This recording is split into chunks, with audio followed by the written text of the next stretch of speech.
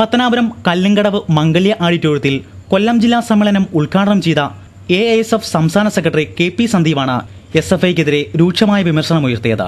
ഇടതുപക്ഷ ആശയങ്ങളെ വെളിയിടിക്കുന്ന സമീപനമാണ് SFIയുടെ ഭാഗത്തു നിന്നും ഉണ്ടായിക്കൊണ്ടിരിക്കുന്നതെന്നും പത്തനാപുരം സെന്റ് സ്റ്റീഫൻസ് കോളേജ് അടക്കം പല കലാലയങ്ങളിലും ASFനെ പരാജയപ്പെടുത്താൻ SFI AVP അടക്കമുള്ള വർഗീയ ശക്തികളെ കൂട്ടുപിടിക്കുകയാണെന്നും SFIക്ക് ആശയവും ആദർശവും നഷ്ടപ്പെട്ടുകൊണ്ടിരിക്കുകയാണെന്നും അദ്ദേഹം പറഞ്ഞു.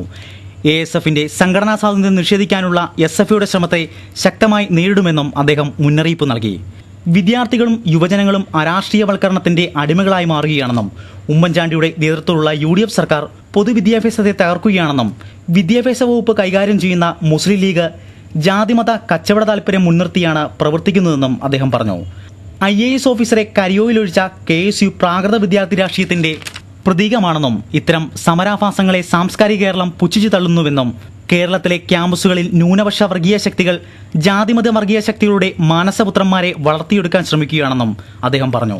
CPI പത്തനാപുരം മണ്ഡലം സെക്രട്ടറി M ജിയാസുദ്ദീൻ സ്വാഗതം ആശംസിച്ചു.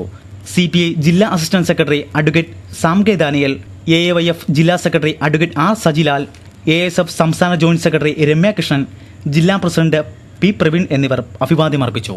PCV news Pathanapuram.